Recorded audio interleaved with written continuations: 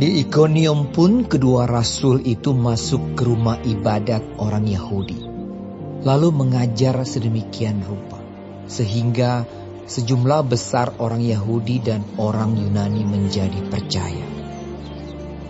Tetapi orang-orang Yahudi yang menolak pemberitaan mereka memanaskan hati orang-orang yang tidak mengenal Allah dan membuat mereka gusar terhadap saudara-saudara itu. Paulus dan Barnabas tinggal beberapa waktu lamanya di situ. Mereka mengajar dengan berani karena mereka percaya kepada Tuhan. Dan Tuhan menguatkan berita tentang kasih karunia-Nya dengan mengaruniakan kepada mereka kuasa untuk mengadakan tanda-tanda dan mujizat-mujizat. Tetapi orang banyak di kota itu terbelah menjadi dua. Ada yang memihak kepada orang Yahudi, ada pula yang memihak kepada kedua rasul itu. Maka mulailah orang-orang yang tidak mengenal Allah dan orang-orang Yahudi bersama-sama dengan pemimpin-pemimpin mereka menimbulkan suatu gerakan untuk menyiksa dan melempari kedua rasul itu dengan batu. Setelah rasul-rasul itu mengetahuinya, menyingkirlah mereka ke kota-kota di Likaonia, yaitu Listra dan Derbe dan daerah sekitarnya. Di situ mereka memberitakan Injil.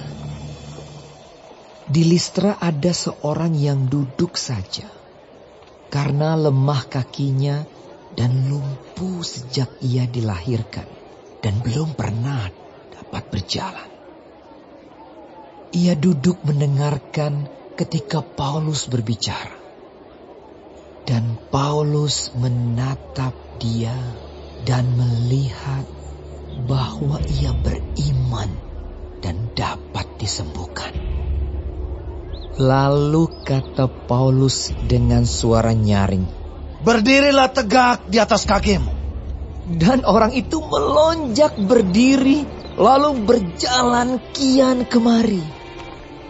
Ketika orang banyak melihat apa yang telah diperbuat Paulus, mereka itu berseru dalam bahasa Likaonia, "Dewa-dewa telah turun ke tengah-tengah kita dalam rupa manusia." Barnabas mereka sebut Zeus dan Paulus mereka sebut Hermes, karena ia yang berbicara. Maka datanglah imam dewa Zeus yang kuilnya terletak di luar kota, membawa lembu-lembu jantan dan karangan-karangan bunga ke pintu gerbang kota untuk mempersembahkan korban bersama-sama dengan orang banyak kepada rasul-rasul itu. Mendengar itu Barnabas dan Paulus mengoyakkan pakaian mereka, lalu terjun ke tengah-tengah orang banyak itu sambil berseru, "Hai kamu sekalian, mengapa kamu berbuat demikian? Kami ini adalah manusia biasa, sama seperti kamu.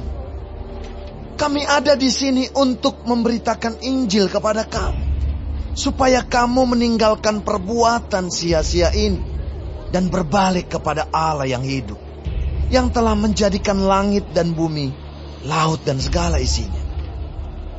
Dalam zaman yang lampau, Allah membiarkan semua bangsa menuruti jalannya masing-masing. Namun ia bukan tidak menyatakan dirinya dengan berbagai-bagai kebajikan, yaitu dengan menurunkan hujan dari langit dan dengan memberikan musim-musim subur bagi kamu. Ia memuaskan hatimu dengan makanan dan kegembiraan." Walaupun rasul-rasul itu berkata demikian, namun hampir-hampir tidak dapat mereka mencegah orang banyak mempersembahkan korban kepada mereka. Tetapi datanglah orang-orang Yahudi dari Antiokhia dan Ikonium, dan mereka membujuk orang banyak itu memihak mereka. Lalu mereka melempari Paulus dengan batu dan menyeretnya keluar kota. karena mereka menyangka bahwa ia telah mati. Akan tetapi, ketika murid-murid itu berdiri mengelilingi dia, bangkitlah ia lalu masuk ke dalam kota. Keesokan harinya, berangkatlah ia bersama-sama dengan Barnabas ke Derbe. Paulus dan Barnabas memberitakan Injil di kota itu dan memperoleh banyak murid. Lalu kembalilah mereka ke Listra, Ikonium, dan Antiokhia. Di tempat itu mereka menguatkan hati murid-murid itu dan menasihati mereka supaya mereka bertekun di dalam iman dan mengatakan bahwa untuk masuk ke dalam kerajaan Allah, kita harus mengalami banyak sengsara.